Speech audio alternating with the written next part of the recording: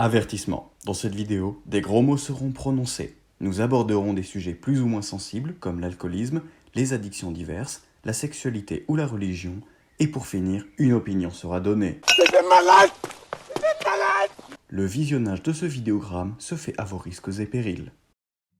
Bonjour à toutes et à tous, vous regardez la deuxième partie d'un diptyque sur Has Been Hotel. Si vous ne connaissez pas la série, je vous invite à regarder la première partie, qui est donc le résumé et l'introduction factuelle à cet univers. Et pour tous les autres, je vous invite dès à présent à replonger en enfer dans les rues de Pentagram City afin de commencer l'analyse à proprement parler de cette délicieuse série.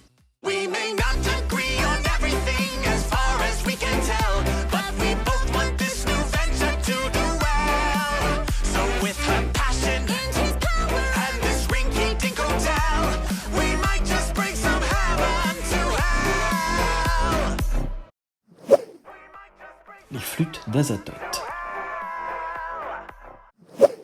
Baladons-nous dans les rues. Laissez-vous être imprégné par la douce musique de la ville.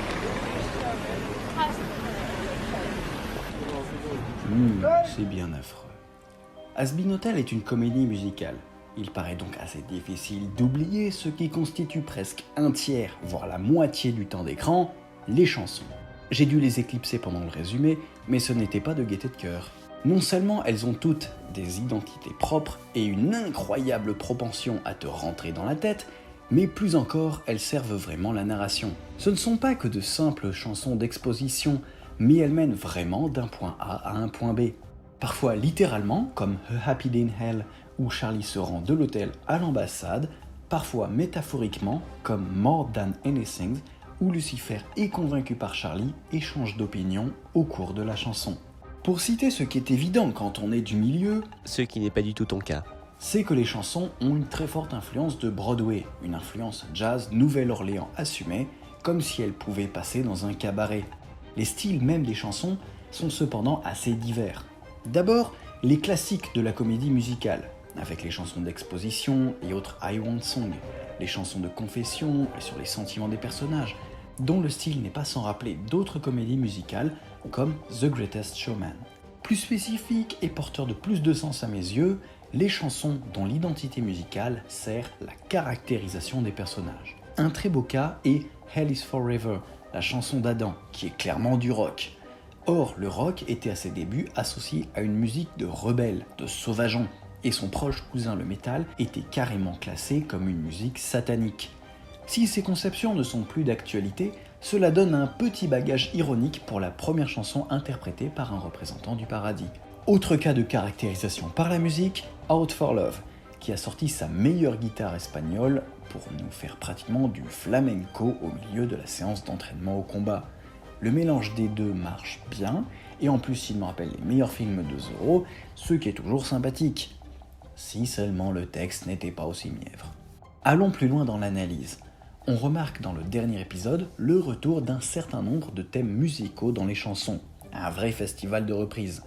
Charlie et Vaggie chantent leur affection mutuelle en reprenant le thème de More Than Anything de l'épisode 5. The Show Must Go On, la dernière chanson, démarre sur un nouveau thème, mais finit sur la phrase finale de A Happy Day in Hell, la première chanson de l'épisode 1. À la fois, il y a une idée de cercle, comme si la série était revenue au point de départ, mais en mieux. En effet, dans A Happy Day in Hell, Charlie chante cette phrase seule, et elle doit la pousser au-dessus des bruits et du chaos de la ville. Dans The Show Must Go On, ce sont tous les membres de l'hôtel qui chantent ensemble, joli effet de cœur, ce qui symbolise non pas un retour au point de départ, mais un nouveau départ. Plus fort, parce qu'ils sont ensemble et soudés. Un pour tous et tous pour l'hôtel Has Been. C'est tellement mignon que j'arrive pas à les parodier. Tiens, pendant que nous marchions, nous sommes arrivés près d'un lieu qui sent bon la viande fraîche et l'eau de Cologne. Aux sources du Styx. Joli titre. Voici le Faubourg Cannibale, un lieu où il fait bon mourir et surtout qui accueille les véganes à crocs ouverts. Un lieu plein de charme pour y parler inspiration artistique. Has Been Hotel puise ses inspirations dans plusieurs sources, que la série reprend et réinterprète à sa sauce. La première à laquelle on pense, c'est la Bible et à l'iconographie chrétienne. C'est aussi la source la plus parodiée, disons-le.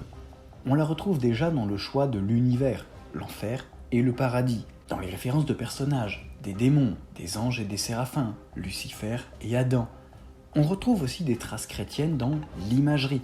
L'enfer est rouge et noir, comme nous l'ont appris toutes les peintures du Moyen-Âge et de la Renaissance, tandis que le paradis est posé sur des nuages, ce qui vient aussi de ces périodes de l'histoire de l'art. Les anges ont un peu partout le motif de la croix, qui correspond bien sûr à la croix du Christ. Lucifer, lui, a des pommes un peu partout, sur sa canne et son chapeau, en train de se faire mordre par un serpent, en référence aux fruits défendus, souvent assimilés à une pomme.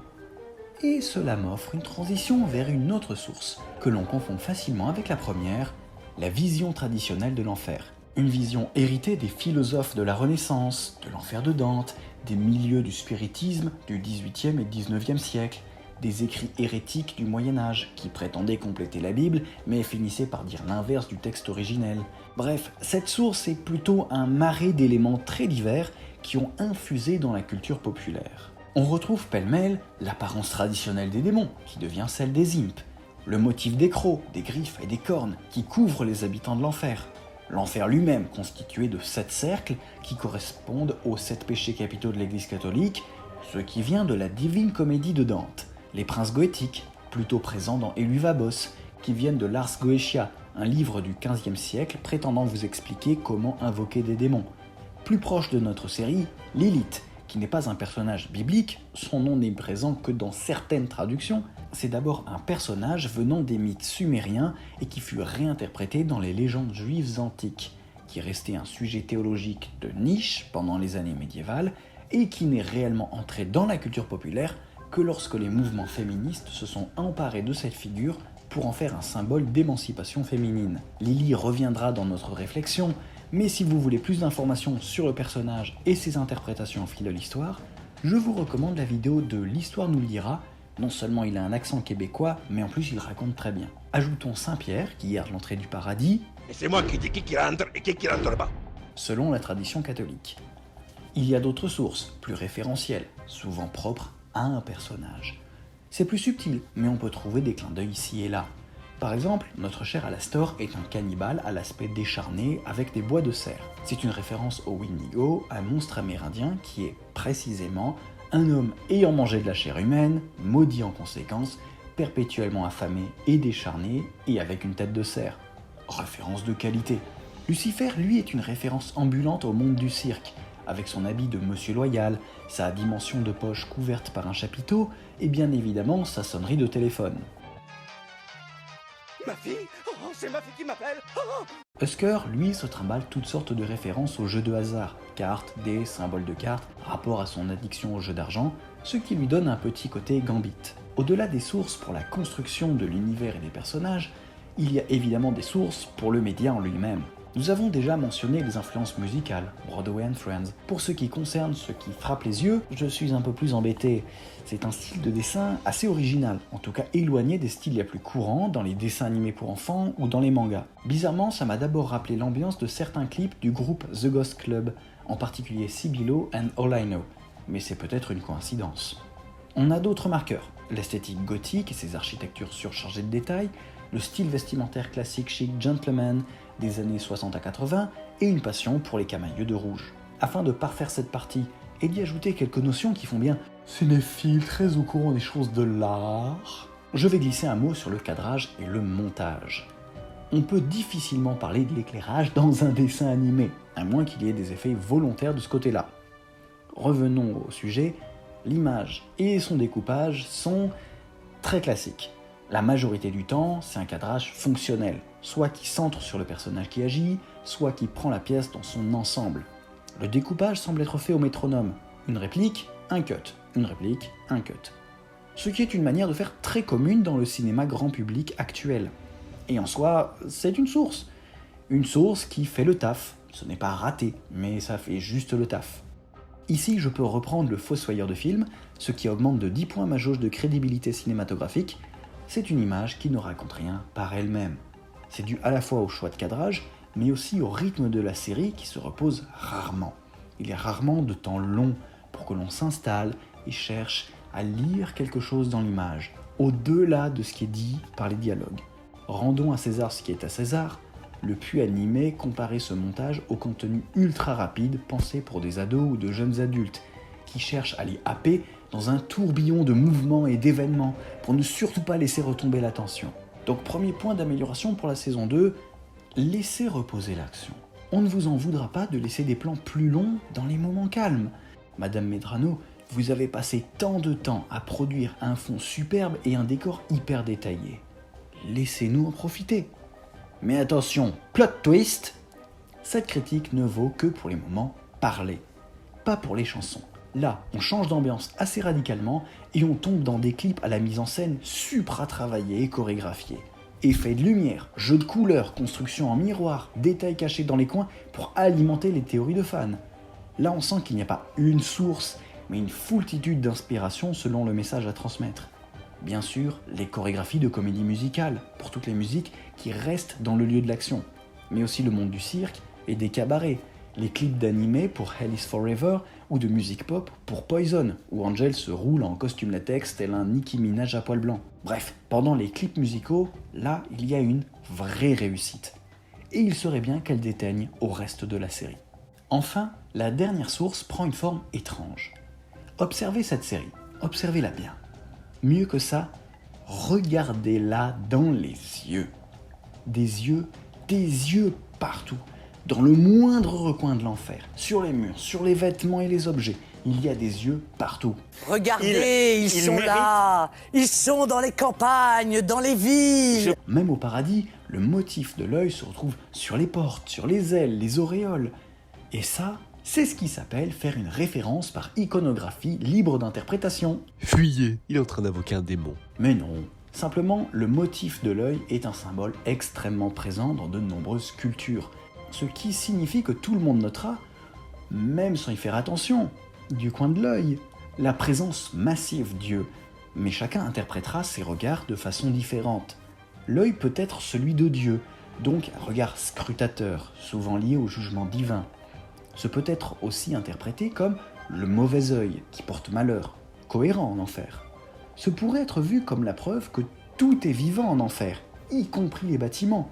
Voire on peut théoriser que les bâtiments sont en fait d'anciens sinners, fusionnés avec l'enfer en tant que lieu même, façon Hollandais volant de Pirates des Caraïbes. Autre point de vue, celui de ceux qui dévorent tout ce qu'il y a à dévorer autour d'Azbin Hotel, y compris les anciens concepts, les personnages abandonnés et les vieilles idées remisées pour plus tard. Ces yeux pourraient être ceux de Roux, un personnage créé par Vivienne Medrano à une époque fort lointaine, mais qui refait surface avec cette théorie. Ceux qui voient les yeux ainsi espèrent donc le surgissement de ce personnage, tel Cthulhu hors de sa demeure.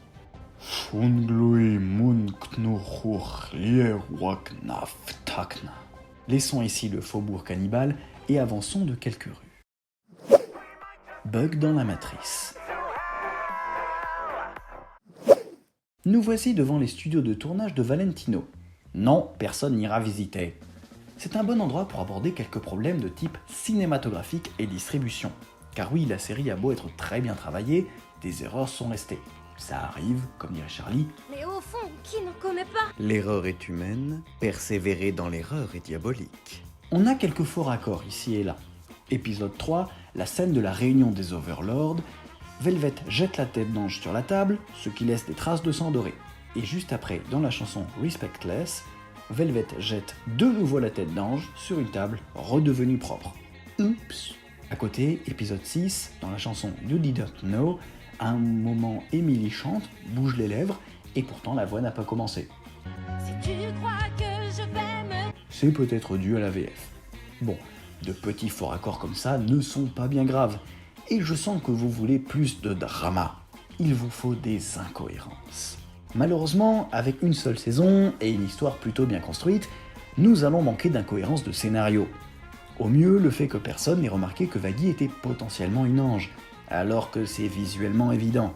Mais ceci fut déminé en un gag. Quoi? Vous savez que je suis une exorciste? Comment? Tu as une énorme croix qui te traverse l'œil et tu brandis une lance angélique. Caramba, encore raté. Reste le fait que Vaggie ignorait que les armes angéliques étaient capables de percer les armures angéliques, ainsi que les défauts de la technique martiale des anges. Alors qu'elle s'est faite couper les ailes par une lame angélique. Enfin, Nous reviendrons sur ces armes dans la partie théorie. Bonus, si les anges sont pratiquement invincibles grâce à leurs armures, comment des Sinners peuvent-ils récupérer des armes angéliques? Plus encore, comment Carmilla peut-elle en faire commerce? Avoir du stock? Après, si on se concentre sur ce qu'elle dit dans l'épisode 7, la désignation angélique signifie apparemment juste un métal très rare et une fabrication particulière. Pourquoi pas? Enfin, dernier type de point faible, les incohérences au niveau du sens. Je ne vais pas tout de suite parler du message principal de la série, je réserve ça pour un peu plus loin. Mais au fil des épisodes, on a évidemment droit à quelques petits messages secondaires qui peuvent nous toucher, nous enrichir ou susciter en nous un rire sardonique. Tout d'abord, et c'est le plus facile, la critique des médias, des réseaux sociaux et de leur pouvoir de fascination, via Vox, le démon de la télé, et Velvet, la démon accro à son portable. Une critique juste, que je soutiens tout à fait. Mais je vais quand même rappeler que Has Been Hotel est une série diffusée sur des écrans, que la publicité autour du show est quasi exclusivement faite sur les réseaux sociaux et que pendant un temps, les personnages de la série avaient leur propre compte sur les réseaux. Mais c'est une critique trop facile, et il est aujourd'hui admis de critiquer un média tout en l'utilisant. Dans le même registre, il y a ce petit moment de l'intro de l'épisode 1, à propos de notre cher Lulu. Lucifer, un rêveur qui débordait d'idées fantasques pour l'ensemble de la création. Mais les grands sages du paradis le voyaient comme un agitateur et considéraient sa façon de penser comme pouvant mettre en péril l'ordre établi. Théma la taille de la subtilité, avec le message sur les rêveurs, ceux qui ont des idées, les artistes, exclus par le système. Premièrement, oui, nous vivons dans une saucisse et il va falloir t'y faire mon Lulu. Deuxièmement, j'ai rarement vu plus intégré au système et en particulier au système du marché de l'art, les artistes qui justement se prétendent hors cadre, disruptifs, avant-gardistes et tout autre blabla visant à convaincre le gogol d'acheter. Troisièmement, ce message serait un peu plus crédible si les créateurs de la série n'avaient pas commencé. Et effectivement, comme des outsiders, faisant leurs armes et leur fanbase sur YouTube, avant de se faire acheter par A24, une grosse boîte de l'animation qui se fait connaître pour, justement, baser sa publicité sur le fait de produire des gens hors système. Une série blindée d'immenses stars de Broadway est finalement diffusée sur Prime Video, la plateforme d'Amazon. C'est quoi le message sur les artistes rejetés déjà? J'entends les chants des sirènes, regarde autour de moi tous ces gens qui m'aiment. Je veux toucher le soleil avant que la pluie ne vienne. T'inquiète pas, seuls les faibles se font bouffer par le système. Allez, une dernière incohérence de sens pour la route, et puis après je redeviens gentil et doux. Je serai doux. Dans l'épisode 4, un épisode fort en émotion, on voit une charge franche et massive contre l'industrie pornographique. D'abord avec le personnage de Valentino, directeur-réalisateur et parfois acteur de films X, orgueilleux et égocentrique, qui abuse de ses employés à tous les sens du terme. Quoi, je suis pas assez clair? Bon, Valentino, ta couleur favorite? Merci Val. Une critique qui continue par la représentation de l'industrie en elle-même, des productions à la chaîne sans respect pour les comédiens. Val m'a fait travailler 16 heures d'affilée parce que ça l'amusait. D'ailleurs, le mot comédien n'est pas innocent. La sexualité filmée y est professionnelle, industrielle, au mieux mécanique, au pire violente, sans passion ni plaisir. Il n'y a que des acteurs et même pas de bons acteurs. Même sur l'aspect purement cinématographique, on montre des acteurs qui jouent comme des pieds, des scénarios et dialogues bâclés. Tu crois que les gens ont quelque chose à foutre des dialogues? Cerise sur le gâteau, la pornographie est présentée comme l'une des choses qui détruit Angel Dust, avec Val lui-même.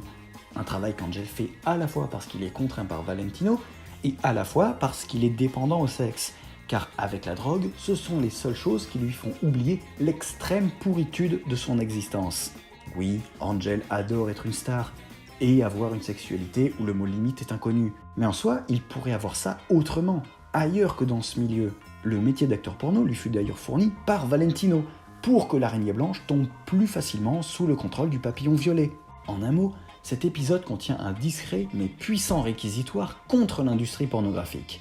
Et là, vous vous demandez sans doute pourquoi je ne suis pas en train d'applaudir à tout rompre, en bon ange ayant un râtelier de balai coincé dans l'orifice. Eh bien, juste avant, j'aurais une petite question.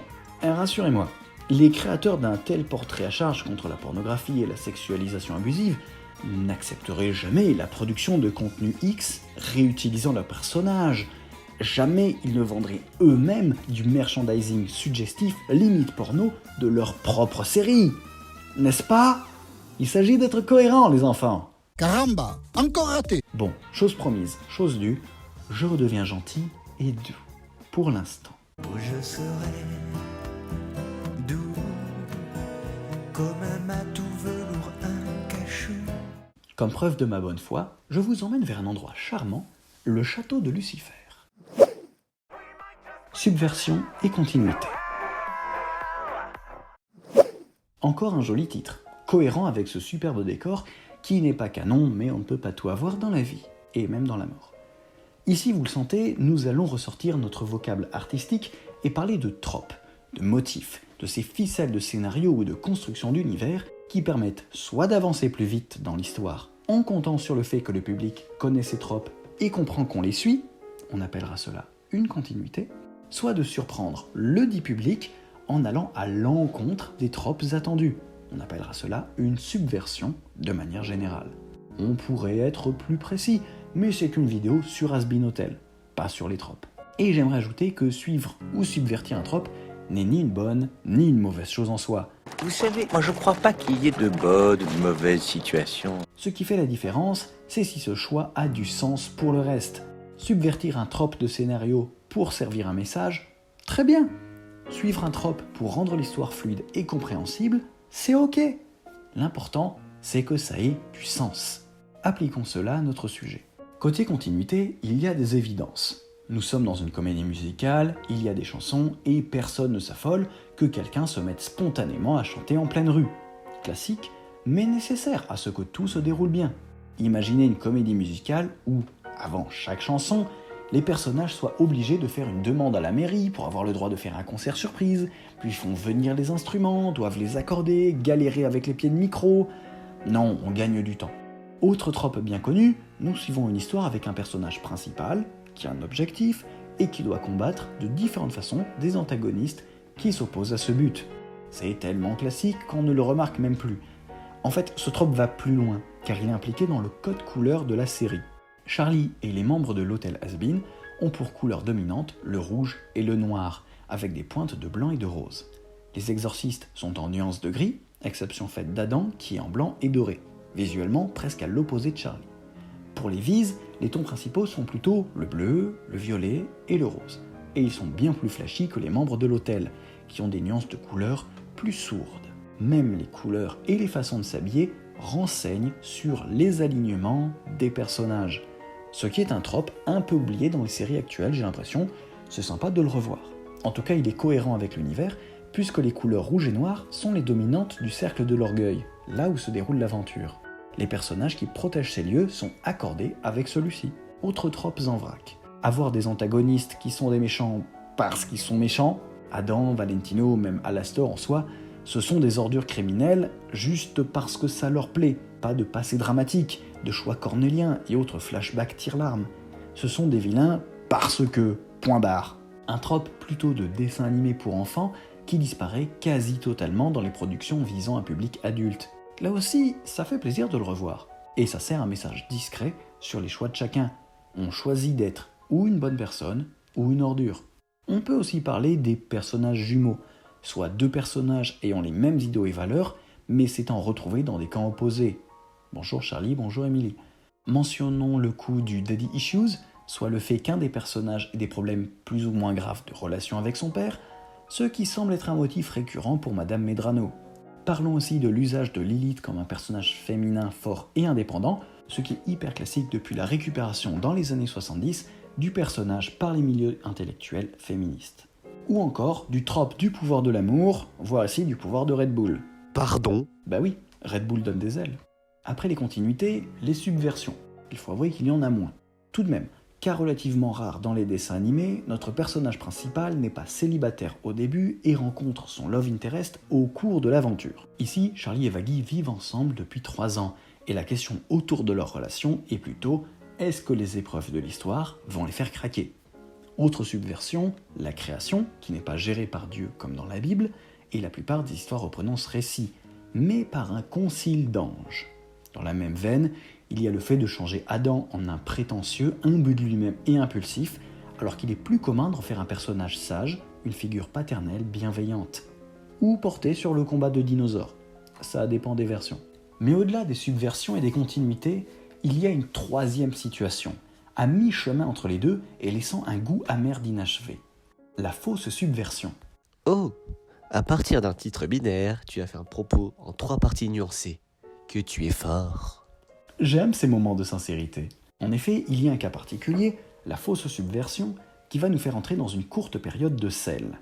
D'abord, de quoi parlons-nous ? Une fausse subversion est un moment où une œuvre prétend subvertir un motif, un cliché, un trope d'écriture, un symbole, quelque chose, mais soit cette subversion n'a pas été poussée jusqu'au bout, soit pire, cette subversion a tellement été déjà faite que plus personne n'y croit, c'est devenu un cliché à part entière, soit cette subversion a si peu de sens que suivre le cliché de base aurait été plus significatif. Ce qui devait être surprenant fait bâiller, ce qui devait être choquant laisse froid.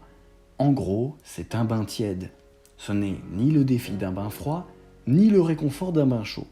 Dans le cas de notre série, voyons ce que ça donne. Malheur et douleur, la série commence avec une fausse subversion. Le coup de Lucifer présenté comme une victime rejetée par un paradis autoritaire, puis bannie pour une erreur faite au nom de la liberté. Déjà, c'était prévisible à des kilomètres. On n'est plus au Moyen-Âge. En fiction, cela fait bien longtemps que les démons ne sont plus automatiquement des figures négatives et que les anges déchus ont la cote auprès du public, surtout auprès d'un public féminin passionné du « I can fix him ». Et non, c'est pas un cliché, c'est un public de consommateurs. De consommatrices, d'accord. Et les commerciaux le savent bien, au vu de la quantité de personnages masculins beaux gosses dramatiques. J'ai un passé sombre, reste loin de moi que je pourrais te blesser. Chienne de vie. Un ange déchu en somme, dont la première et principale figure, toute œuvre d'art confondue, est Lucifer. On parle même de figure luciférienne pour parler d'un personnage rejeté par une autorité supérieure et condamné à une souffrance plus ou moins injuste. Je suis l'original, oui, je suis la rêve.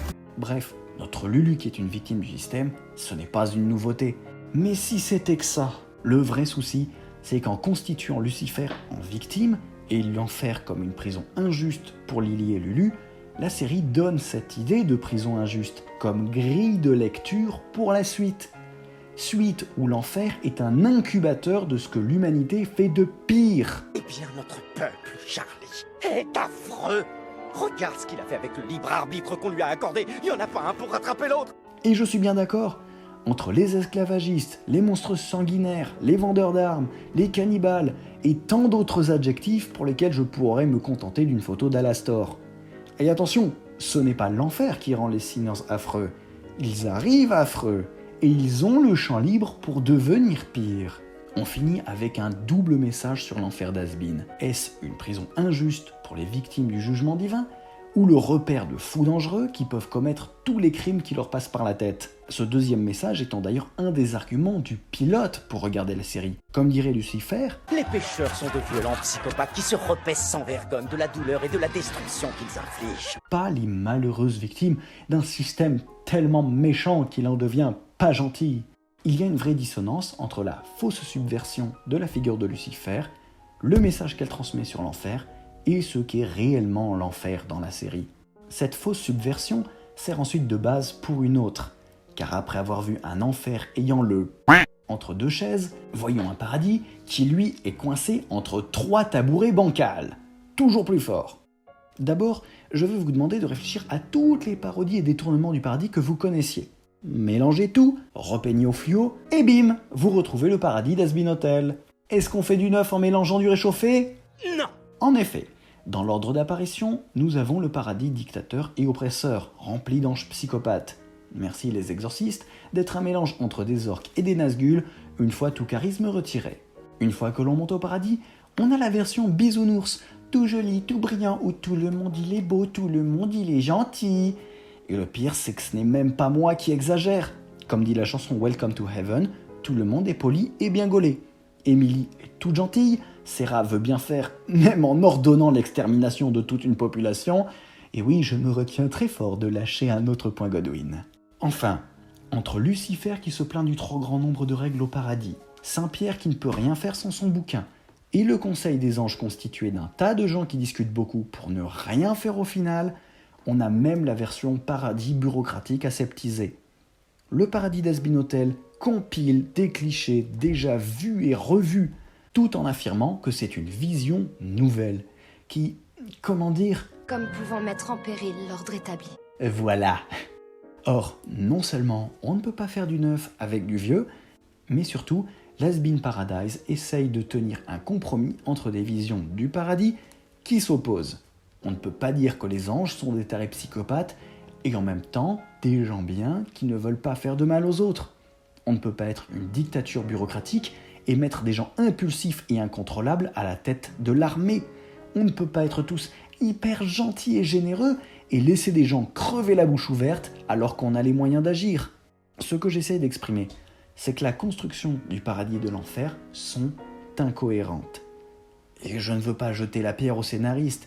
C'est difficile de faire un univers cohérent et qui soit en lui-même porteur de sens.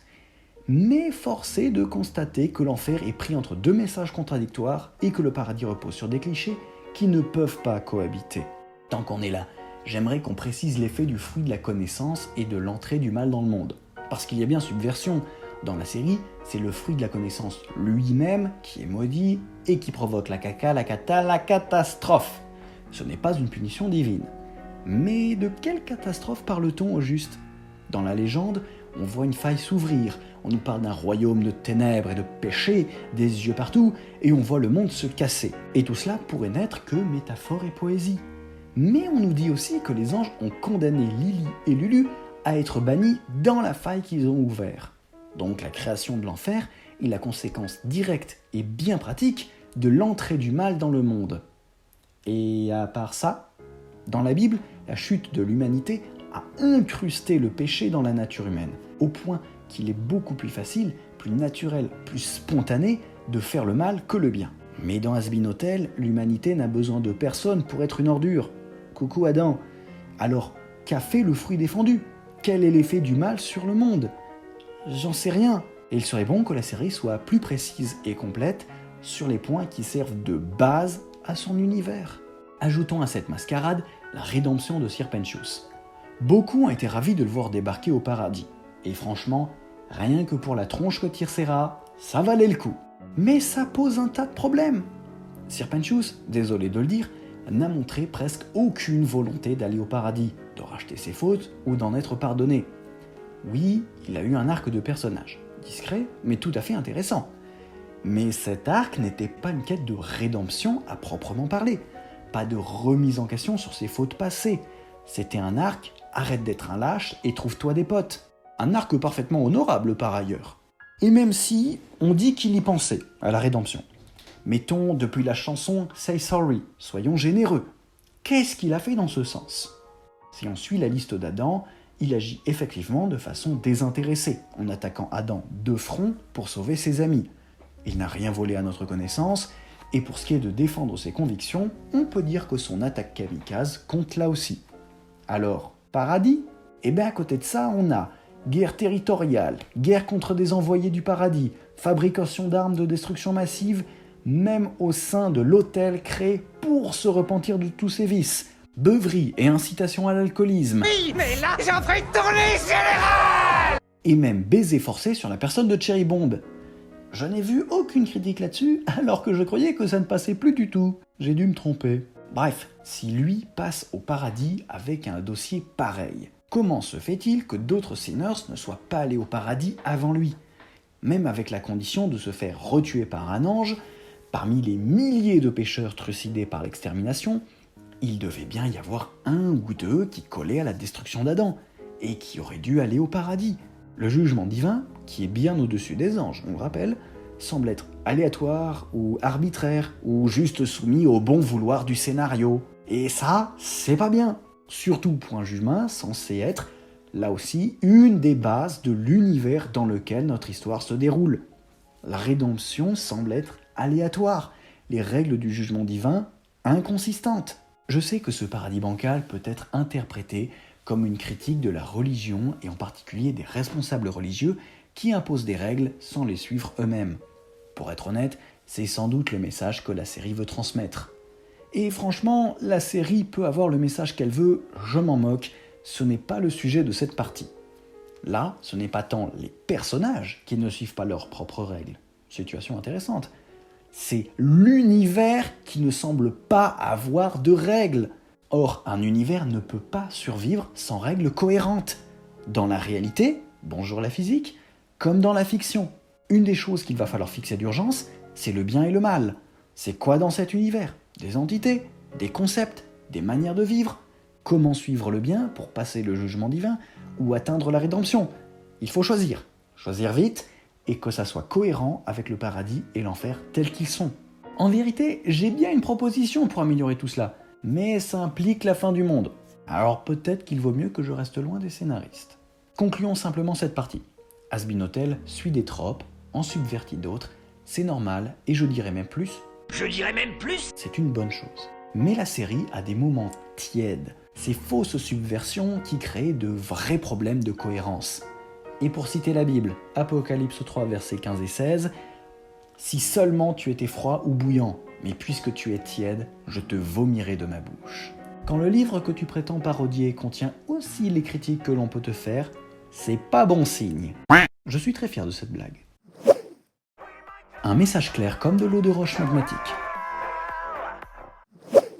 Quel meilleur endroit qu'une station radio pour parler de messages ? C'est pourquoi je vous propose un voyage rapide vers la station d'émission d'Alastor. Et maintenant, voyons quel message cette série veut nous transmettre. L'histoire nous amène différents thèmes simultanément, comme la dépression, l'alcoolisme, les responsables religieux ou les relations toxiques. En règle générale, chaque personnage a un thème principal, si possible exploré dans un épisode dédié et qui le suivra jusqu'à la résolution de son arc narratif. D'autres thèmes sont là, juste là, uniquement mentionnés ou en filigrane et sans être traités spécifiquement avec un message dessus. Pour la représentation en somme. On citera le changement climatique, les nouvelles technologies, l'homosexualité ou la concurrence entre différents médias. Mais certains thèmes sont principaux. Les relations, en particulier familiales et amicales, les regrets et le fait de devenir meilleur en tant que personne. Ce sont ces thèmes qui donnent, en se croisant, le message principal de la série. Celui-ci est en fait rabâché tous les 2 épisodes. On a tous droit à une seconde chance, une opportunité de rattraper ses erreurs et de devenir une meilleure personne. Un principe assez gentil, apporté avec positivité et sur lequel on peut difficilement formuler de critiques sans passer pour un monstre. Mais moi, je reconnais souscrire à ce principe. J'offre toujours une seconde chance, jamais une troisième. C'est vrai ce gros mensonge ? Non, je suis bien plus faible que ça. Mais bon, je voulais juste citer Darkel, pour une fois. Pour aller plus loin, j'ai envie d'analyser un peu fort l'idée du jugement divin et de la dualité enfer-paradis. Je le répète encore une fois, ces termes religieux ne servent visiblement pas ici à parler de religion, mais de société. Le jugement divin pourrait être compris comme le jugement social, comme les étiquettes que l'on a tendance à se coller les uns aux autres. Ici, ces jugements sociaux sont simplifiés à l'extrême. Les gens bien, qui vont au paradis, et les gens pas bien, qui vont en enfer. Et à partir de cela, on a une palette d'attitudes possibles. Ceux qui se satisfont de ces étiquettes, comme les visent, I'm the bad guy. Ceux qui en souffrent, comme Angel. Why are we still here? Just to suffer. Ceux qui trouvent ces étiquettes injustes, comme Charlie. C'est vraiment trop injuste.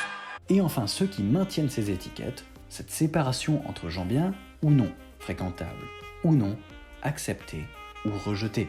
Une dichotomie relativement simpliste, qui permet de soutenir toutes sortes de parallèles selon les personnages que l'on choisit d'analyser. Couplé au message principal de la série, cette grille de lecture permet de comprendre toutes sortes d'idées sur le rejet de l'autre, sur le fait que c'est pas gentil de rejeter ceux qui sont différents, et que si on a tous droit à une seconde chance, on a aussi tous le droit de rejeter ces étiquettes et de changer, malgré le poids de la société.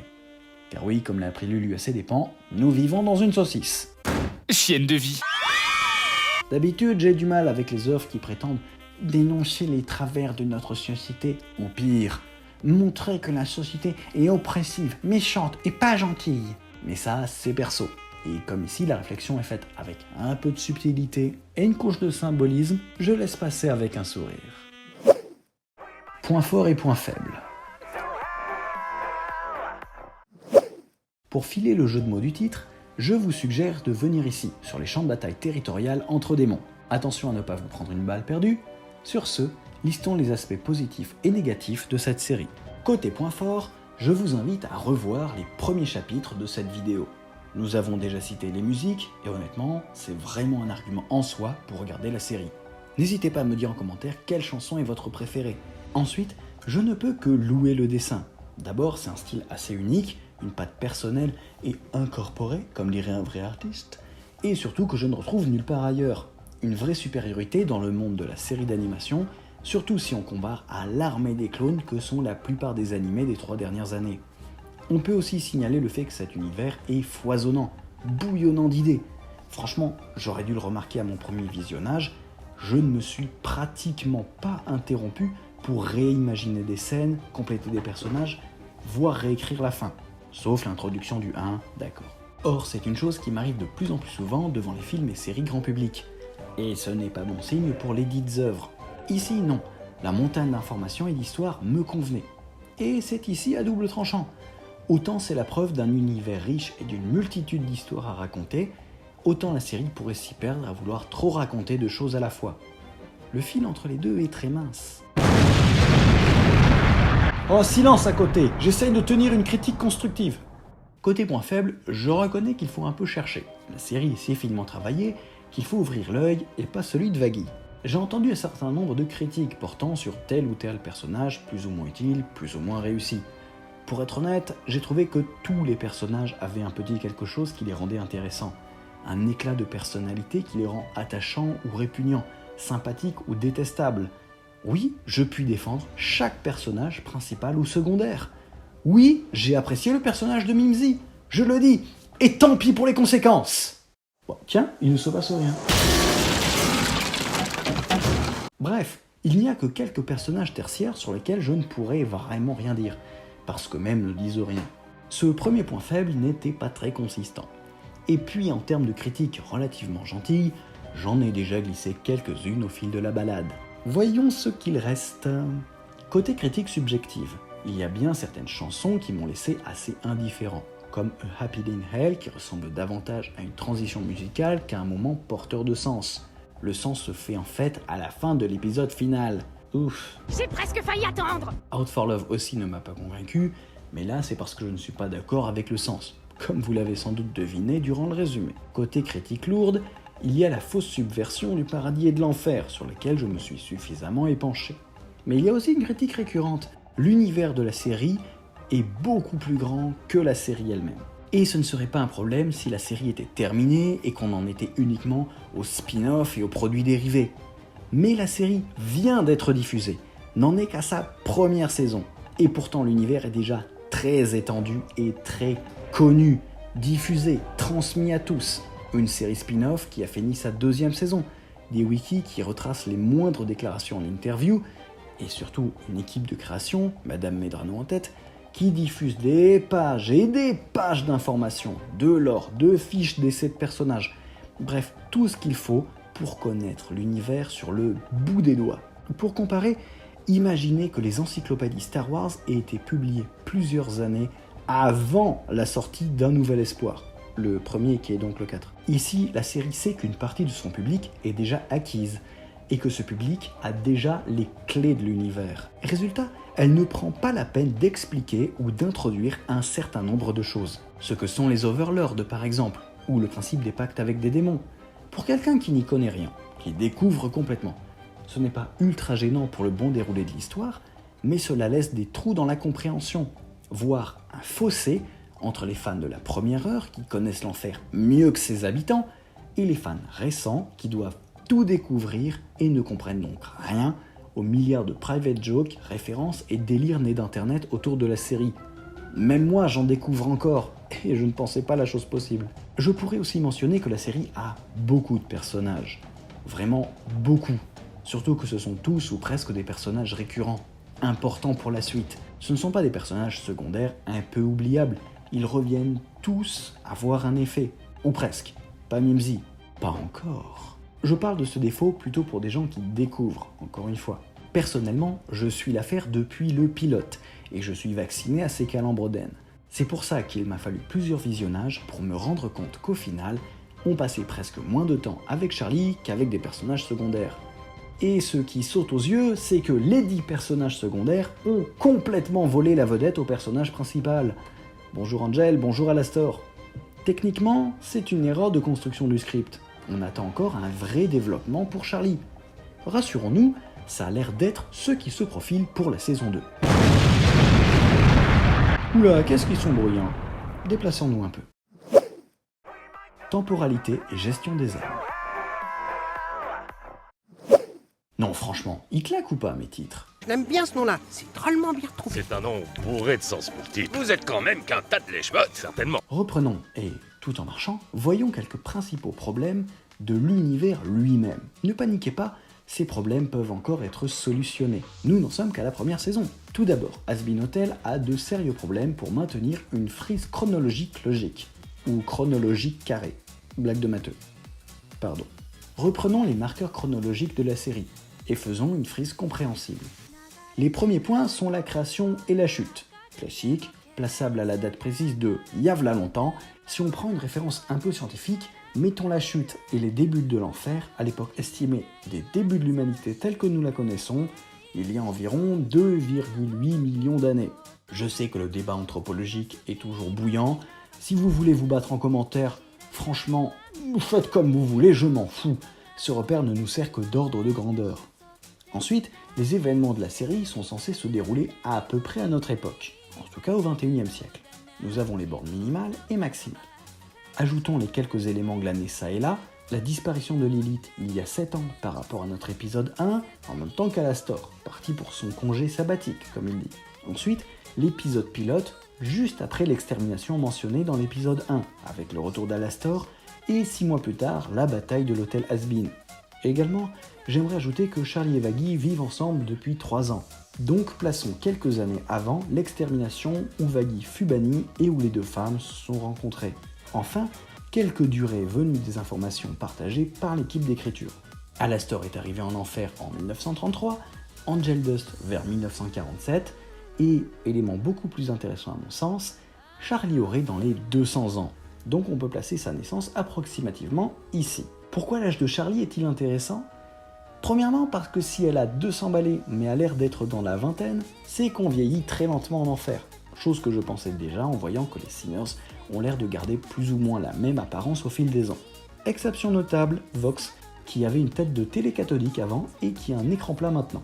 Mais comme les prothèses sont assez développées en enfer, bonjour Fitzaroli, peut-être que c'est une tête artificielle et qu'il peut en changer. Ça correspondrait assez au personnage. Bref, Charlie est en enfer depuis 200 ans, d'accord. Mais que nous dit-elle aussi, en parlant de son père et de l'extermination? Je te rappelle qu'il n'a pas levé le petit doigt pour empêcher l'extermination. Ils ont décidé en une réunion, oui, allez-y, butez tout le monde. Charlie sait comment l'extermination a été mise en place, peut caricaturer la scène. Il est probable qu'elle ait été là, et en âge de comprendre. L'extermination n'est donc en place que depuis 180-190 ans maximum. À l'échelle de l'enfer, c'est très récent. J'irais même jusqu'à théoriser que l'extermination n'est en place que depuis 7 ans, soit depuis le départ de Lilith pour le paradis. Mais je suis déjà dans la théorie, depuis que j'ai dit bref en fait. Il y a un manque d'informations sur ce point qui à mon avis provoque un manque de cohérence.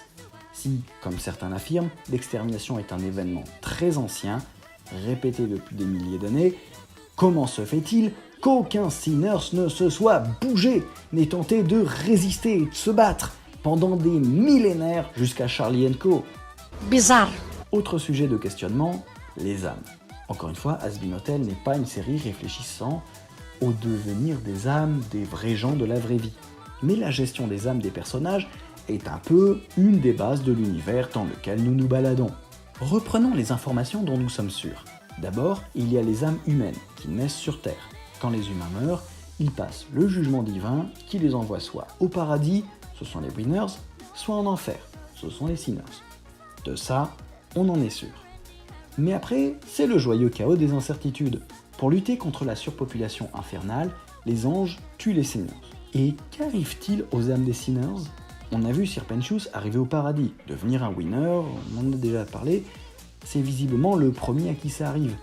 Mais pour tous les autres sinners trucidés, Est-ce que leurs âmes sont annihilées? Est-ce qu'elles sont envoyées vers un enfer des enfers? Et est-ce que des Sinners peuvent se tuer entre eux? Dans l'épisode pilote, Angel Dust rigole de cette idée, comme si on ne pouvait pas tuer un Sinner. Du moins pas si l'on n'est pas un ange. Mais dans l'épisode 5, Mimsy, une Sinner, fuit des gens qui veulent sa peau. Pourquoi fuirait-elle si elle ne pouvait pas mourir? Bon, à sa décharge, elle peut fuir d'autres sévices qu'une mise à mort. Néanmoins, la question « qu'est-ce qui peut tuer un Sinner ?» demeure. Situation inverse, qu'arriverait-il si on tuait un Winner? Est-ce qu'il faut aussi des armes spécifiques? On a vu qu'avec une arme angélique ça marche, mais apparemment les armes angéliques tuent tout ce qui bouge. Plus technique maintenant, qu'en est-il du second petit déjeuner? Dans pas longtemps. Je disais, qu'en est-il des espèces non humaines? Les anges du paradis, les imps, succubes, hellhounds et autres influenceurs TikTok qui naissent en enfer. Et les enfants que les Sinners ont une fois en enfer, ont-ils une âme? Si oui, comment est-elle gérée? Puisqu'ils peuvent mourir eux aussi, on le voit autant dans Eluvabos que dans la boucherie de l'épisode 8. Ici, je pourrais vous proposer 20 théories et modèles différents, tant on manque d'informations. Espérons que la saison 2 éclaire notre lanterne. Fumeuse théorie. Avançons de quelques rues pour arriver devant l'ambassade angélique. Un lieu à l'avenir aujourd'hui incertain et donc adéquat pour quelques spéculations sur l'avenir de la série et de son histoire. Ouvrons quelques possibilités. Adam, le retour de la suite. Depuis le décès du premier beauf, nombre de fans se sont inquiétés pour son avenir. Cette phrase est encore plus étrange à dire qu'à écrire. Certains ont émis l'hypothèse que nous reverrions Adam en tant que Sinner. Sa mort par Nifticide serait sa première mort et on le retrouverait assez logiquement en enfer. Mais personnellement, j'ai un petit doute. Vous aurez sans doute remarqué que tout le monde ne saigne pas de la même couleur. Les Sinners saignent en rouge, comme les humains, les créatures endémiques à l'enfer saignent en noir, et les anges saignent en doré. Or, Adam saigne en doré. S'il était monté au paradis de son vivant, il aurait logiquement toujours le sang rouge des humains, ce qui n'est pas le cas. Enfin, on n'a pas vu d'autres Winners saigner, Adam est un cas un peu étrange, on n'est pas à l'abri d'une bizarrerie dans cet univers. Néanmoins, je pense que si l'on revoit Adam, ce sera sous forme de flashback, nous permettant de retrouver cet immense poète. Vous êtes que des ingrats, des minables, des enculés de tocards. Et rip in peace, petit ange. L'effet d'annonce de Serra. Dans l'épisode 6, la découverte du paradis est truffée d'effets d'annonce pour la suite. Pour léger rappel, un effet d'annonce, c'est provoquer volontairement l'émotion et ou la curiosité du public en lui disant qu'il y a plus encore à découvrir. C'est le principe même des résumés au dos des livres et des films.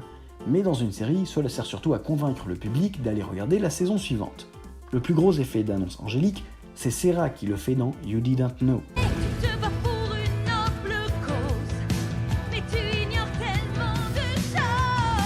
En VO, There is a lot that you don't know, t'es mal à taille du teasing. Oulala, il y a un mystère. Ce qui est encore amplifié par son attitude avec Emily en fin d'épisode, comme si elle craignait que la petite soit bannie. Minute, chers collègues, si vous êtes l'ange suprême du paradis, il n'y a personne au-dessus de vous. Ou me trompe-je dans la définition du mot suprême? En VO, il est vrai qu'ils disent juste « The High Seraphim », le haut séraphin. Devons-nous comprendre de tout ceci qu'il y a plusieurs personnes ou instances au-dessus de Serra? On peut alors imaginer tout et n'importe quoi. Le paradis serait une démocratie où le peuple peut à tout moment retourner tous les rôles. Ou alors il y a un mécanisme divin impitoyable qui s'exécute froidement dès que certaines lignes sont franchies. On peut penser qu'il y a d'autres personnes qu'on n'a pas vues, comme les archanges, le dernier type d'ange non utilisé sans partir dans des délires trop lointains, ou plus simplement à Dieu. Mais nous reviendrons sur son cas plus tard. Le pouvoir caché d'Alastor. Retournons aux enfers pour une courte théorie sur le démon de la radio. Beaucoup ont remarqué que les pouvoirs et armes des Sinners sont liés à leur fonction / nature. Exemple tout bête, Angel est un démon araignée, il a donc des yeux en plus, ainsi que 8 membres, 3 paires de jambes rétractables et une paire de jambes effilées. Oh, j'ai parlé de mes gambettes! C'est assez simple comme système de pouvoir.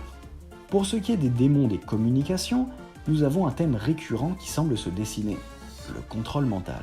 En tout cas, le maître en la matière est clairement Vox, qui hypnotise des journalistes et des foules entières via leurs écrans. On a aussi parlé de Valentino, qui contrôle Angel, certes de moins en moins, et qui dégagent une fumée rose aux propriétés étranges. En tout cas, harceler les gens pour les garder sous emprise semble être une option. Enfin, on a déjà mentionné que Velvet pourrait être à l'origine de la Love Potion, une drogue, encore quelque chose qui prend le dessus sur nos cerveaux. Oui, il y a discussion pour savoir si c'est elle ou Valentino qui produit cette potion, mais basta. Les démons en lien avec des moyens de communication et ou d'information semblent avoir pour lien des pouvoirs jouant sur le contrôle mental, ce qui est cohérent avec leur thématique. Les médias peuvent être utilisés, furent utilisés, et le sont toujours, comme outils de contrôle de l'opinion, de contrôle des masses. Les réseaux sociaux ont juste démocratisé les moyens pour devenir un gourou et contrôler de petites populations. Bref, si les médias ont comme pouvoir de contrôler les gens, il semblerait qu'Alastor fasse exception à la règle. Aucun pouvoir de ce type n'est pour l'heure détecté chez lui. Pourtant, il est le démon de la radio, historiquement le deuxième média de masse, peu après le journal. Un démon du journalisme, ce serait sympa. Revenons au sujet. Alastor n'a pas de pouvoir de contrôle mental à notre connaissance. Pourtant, cela semble logique, un pouvoir lié à sa voix par exemple. Mais s'il est aussi malin qu'il le prétend, il garde sans doute ce pouvoir en réserve, pour soumettre discrètement quelques personnes à sa volonté sans que l'on puisse le soupçonner. Une fourberie magico-mentale de toute beauté, ce qui irait très bien avec le personnage, avouons-le. L'armée des anges, la vraie. Lutte, les exorcistes aussi, venez, il faut qu'on parle. Bon. Ta mère et moi, on n'est pas fâchés, on veut juste comprendre. Pourquoi vous êtes nuls ? À chier. L'expression qui convient, c'est à chier. Vagui, s'il te plaît.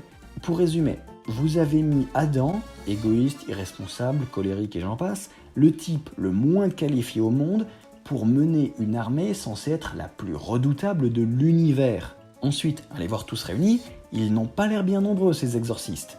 Mais ça encore, s'ils avaient une technique de combat imparable, comme l'a analysé Carmilla Banderas, leur art martial est flingué, dépourvu de techniques de défense, au cas où, je sais pas, l'ennemi contre-attaquerait. L'armure réglementaire ne protège pas de leurs propres armes, ils sont tous au corps à corps, ce qui signifie qu'ils n'ont personne pour affaiblir l'ennemi ou couvrir une retraite.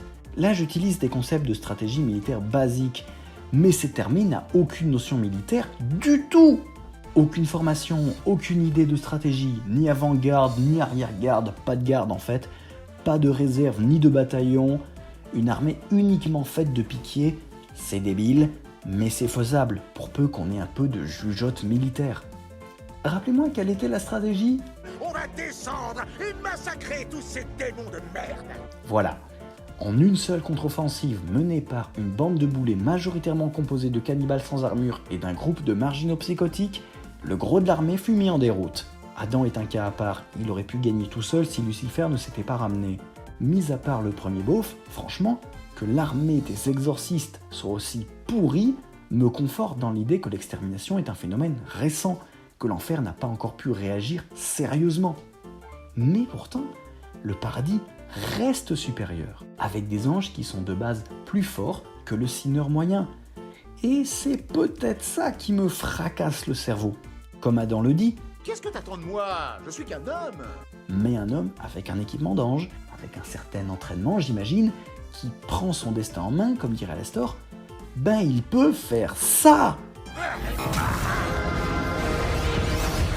Ajoutons à cela que, si j'en crois Elvia Boss, le spin-off, les armes angéliques ne se limitent pas qu'aux armes d'Ast, mais peuvent être aussi des armes à feu, des armes restées en enfer malgré leur puissance, donc pas abandonnées, mais arrachées à leurs propriétaires. Il y aurait eu des combats, voire des guerres entre le paradis et l'enfer. Si le paradis est resté au top, c'est qu'il a gagné, donc qu'il n'a pas envoyé l'armée des ailes cassées, mais des gens vraiment compétents.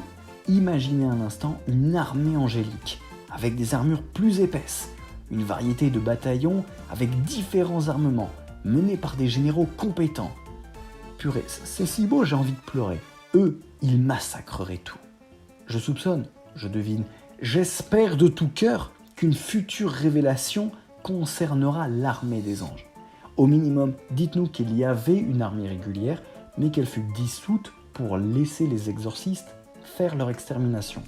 Voire, faites-nous revenir du fin fond de la nuit les anges des anciens temps. Est-ce que ça ne ferait pas trembler dans les chaumières l'armée des anges, revenue d'une croisade galactique, est de retour pour prendre un repos bien mérité, mais plongé au milieu du chaos qui doit régner dans les instances du paradis. Quelques archanges, Michael ou Gabriel, comme vous voulez, pour diriger, rêvons. Incarner les valeurs traditionnelles du paradis.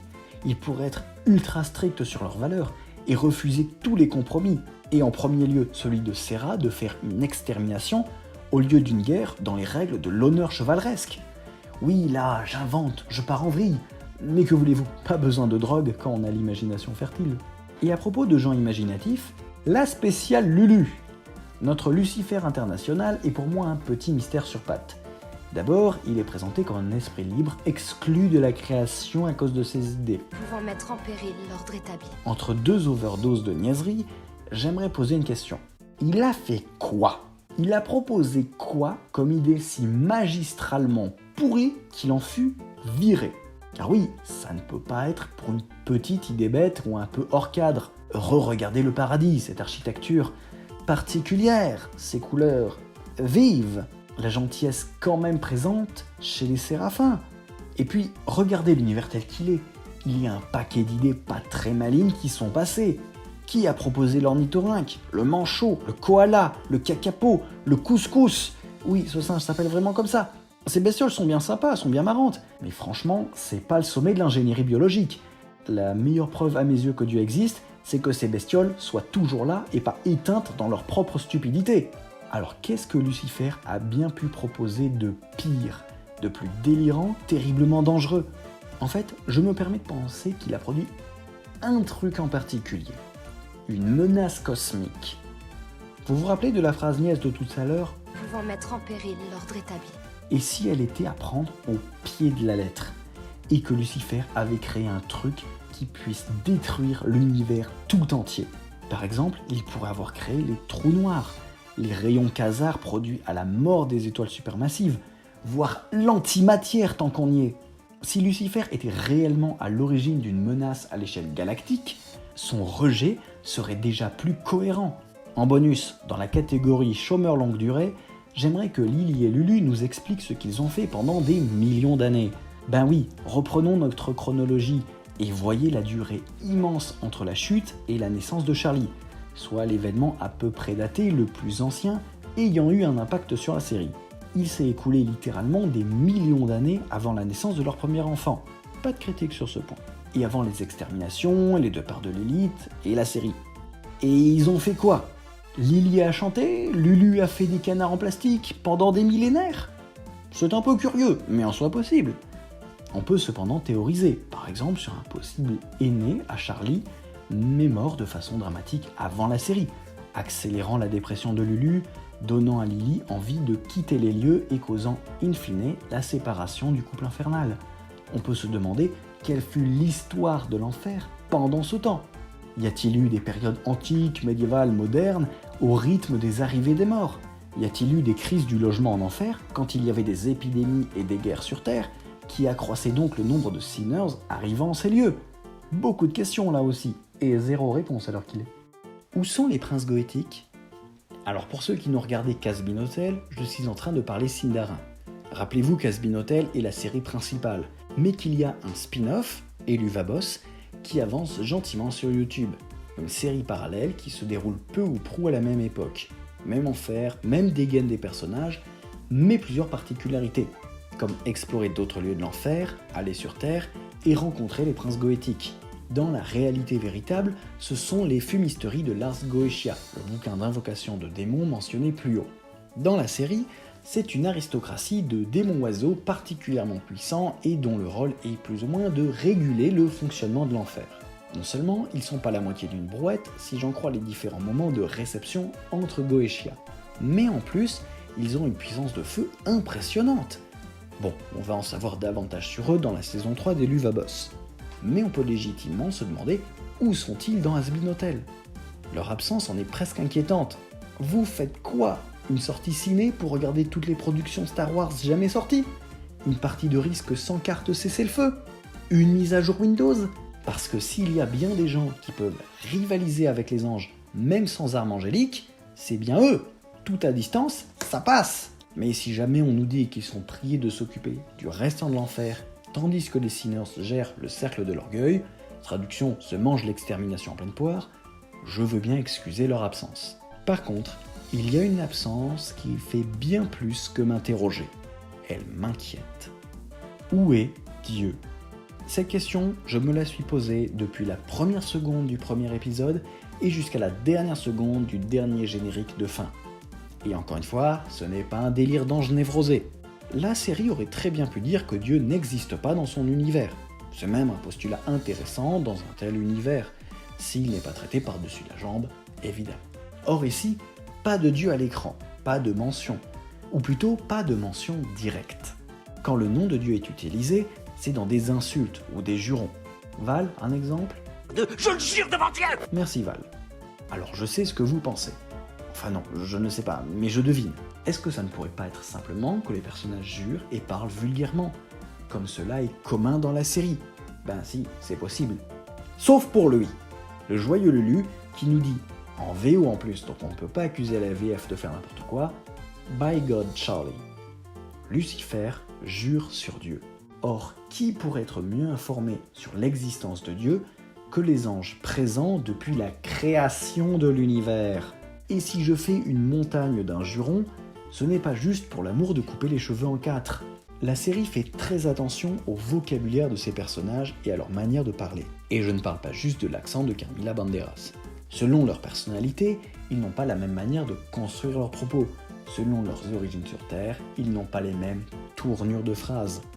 Je ne peux pas le jurer, because my tailor is rich but my English is poor. Mais Alastor utiliserait du vocabulaire typique des patois de Louisiane. Normal, car il y a vécu de son vivant. Étrange phrase. On a aussi Zestial, qui a une prononciation britannique ancienne. If it was thou, thou à la place de you, c'est presque un cliché des vieilles prononciations anglaises, ce qui va avec l'idée que Zestial est un overlord extrêmement ancien. Bref, la série fait gaffe à la manière de parler de ses personnages en fonction de leurs origines. Si notre vilain Lulu utilise le nom de Dieu, ce ne peut pas être juste pour la chanson et pour compléter un vers pas assez long. Ou alors je serais très déçu.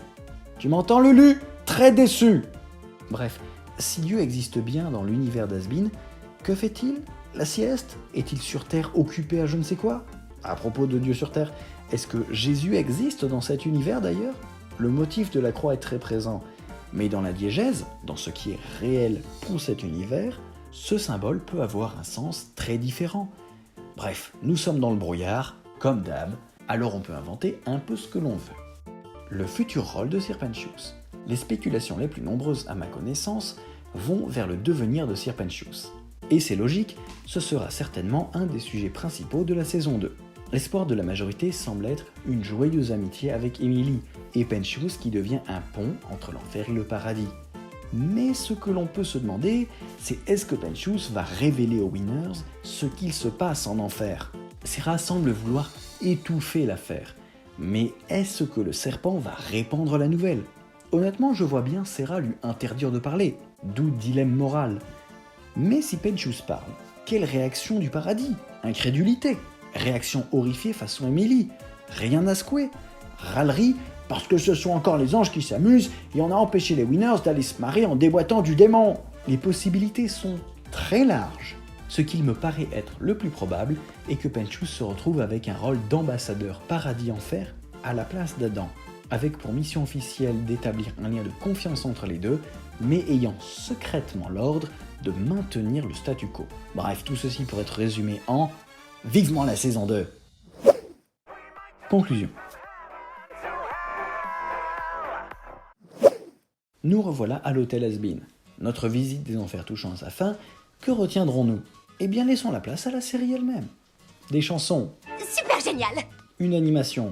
Super génial ! Les thèmes sont. Très intéressant. La réaction de ma famille quand ils verront la vidéo. Est-ce qu'on doit flipper ? Ma réponse. Grand Dieu, non ! Est-ce qu'ils seront rassurés ? Grand Dieu, non ! Mon opinion sur la future saison 2 ? Je sens qu'on va bien se marrer. Et voilà tout. Il ne me reste qu'à vous ramener sur Terre et à vous dire ciao, bye bye. Non Lulu, ce n'est pas la formule de fin. Ici on dit plutôt au plaisir de vous revoir, quelque part dans cet univers. Bien, chers invités, j'espère que ce voyage vous a plu et que vous n'avez rien perdu en enfer, si ce n'est votre foi en l'humanité, évidemment. Je plaisante. Ou pas, allez savoir. Les sorties sont sur la droite de votre écran ou sous cette vidéo si vous regardez sur téléphone. Je vous souhaite un bon scrolling sur YouTube, mais n'y passez pas trop de temps. Ça retourne le cerveau. Blablabla. On se quitte sur des chatons trop mignons et au plaisir de vous revoir quelque part dans cet univers.